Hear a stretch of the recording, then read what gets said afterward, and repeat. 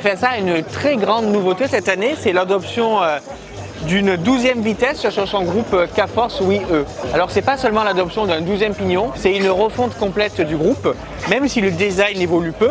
C'est un groupe moi que je trouve déjà esthétique. Auparavant, le cerveau du groupe c'était le derrière avant. Désormais, c'est le derrière arrière qui prend le relais. On a toujours une collection semi sans fil, c'est-à-dire que les deux dérailleurs sont reliés entre eux et à la batterie qui est dans le tube de sel par un fil.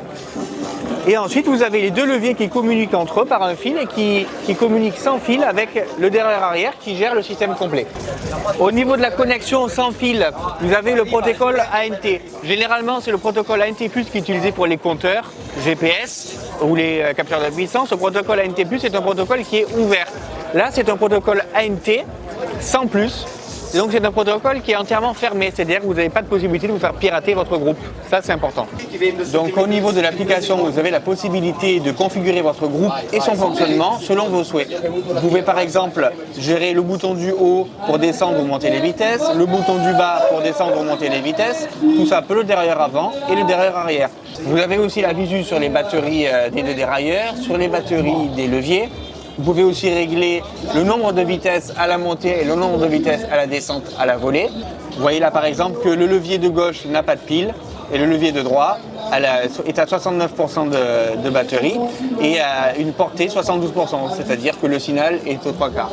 Un compteur de changement de vitesse, vous voyez que le derrière arrière a changé 2351 fois de vitesse et que le derrière avant a changé 220 fois de plateau. Là, il est réglé en mode illimité de vitesse à la descente. Et vous avez une rapidité réglable au niveau du changement de vitesse. On peut régler le temps entre le moment où vous laissez votre vélo et le groupe s'éteint. Et vous pouvez régler aussi le temps pour l'affichage de la LED. Voilà le niveau de batterie. Et vous avez une donnée très intéressante, c'est le nombre de changements de vitesse sur le plateau autorisé avant de vider votre batterie. Côté tarif, le groupe K-Force WE se positionne en face d'un Shimano Dura-Ace. C'est un groupe qui est légèrement plus léger, qui adopte massivement le carbone, donc c'est une alternative très intéressante.